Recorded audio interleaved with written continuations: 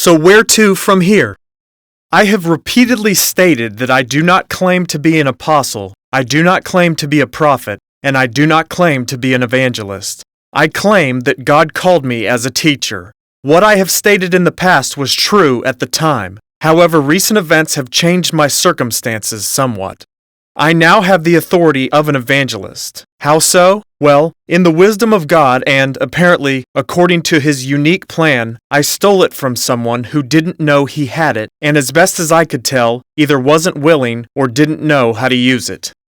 The story of how I came to be an evangelist begins nearly 30 years ago, about 2 weeks after God called me as a teacher. At that time, I enrolled in a small fundamentalist Bible school where all the theology courses were taught by one man. Although some may consider that a negative, by the time that school year was over, I had a firm grasp on mainstream evangelical fundamentalist Christian doctrine. That is, salvation by faith, the authority of the Scriptures, the priesthood of the believer, and the basics of dispensational and covenant theology. I firmly believed the things I had been taught because 1. They confirmed my new birth experience, and 2. I was convinced God wanted me at that school to prepare for what He had called me to do.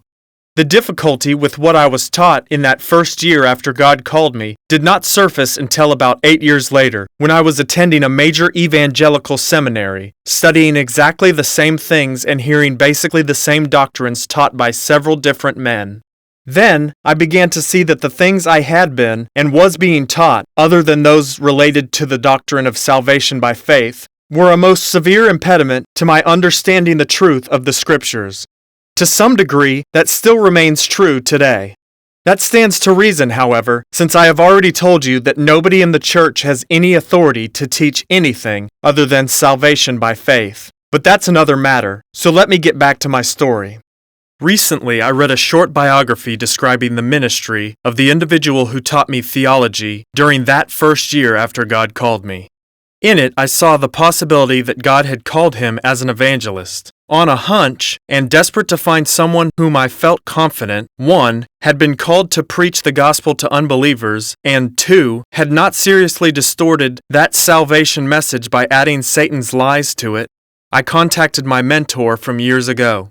My intuition concerning the man's calling proved correct. He told me he had been given a vision in early 1950 in which he saw millions of people being herded off a precipice to their death. All were dressed in native dress from around the world. Along with that vision, he received his calling. I want you to preach the gospel to these people. I could identify with the man's description of the vision he saw when he was called. It was a lot like the one I had when God called me. However, I soon realized he had no idea God had called him to be an evangelist. He kept saying God had called him into the ministry. It was obvious to me the gospel referred to in his calling meant the message of salvation by faith, and the people he saw in the vision were lost souls around the world. Yet I could tell this man had never bothered to ask God what his calling meant.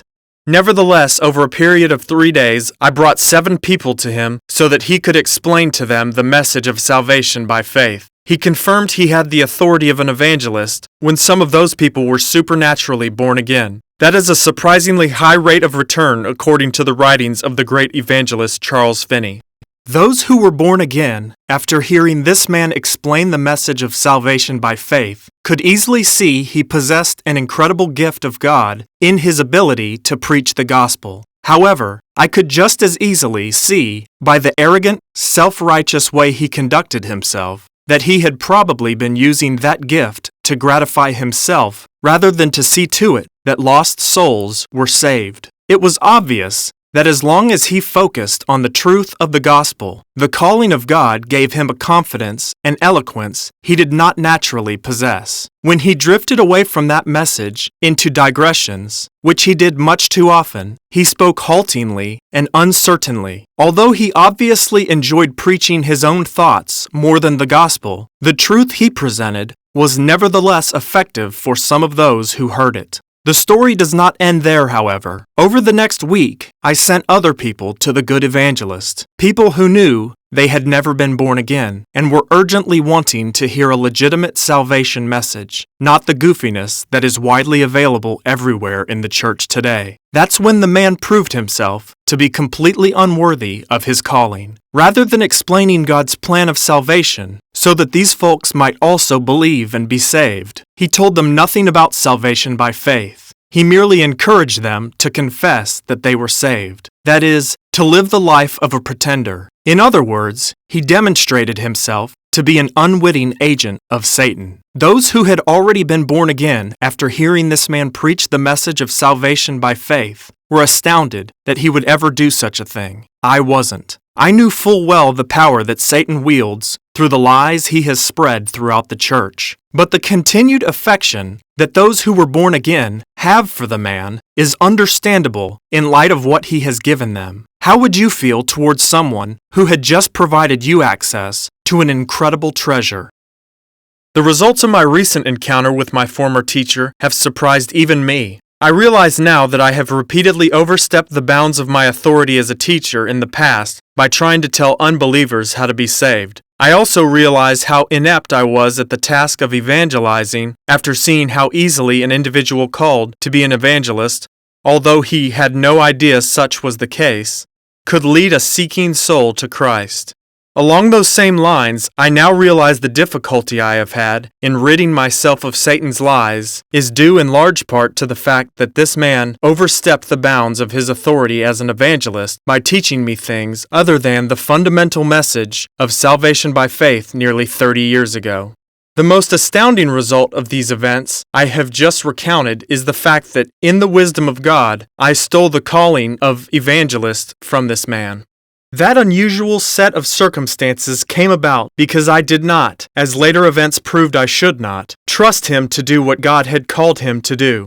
After asking him outright whether he would lay hands on someone I sent to him and give them the authority he had as an evangelist, I realized the straightforward approach would get me nowhere.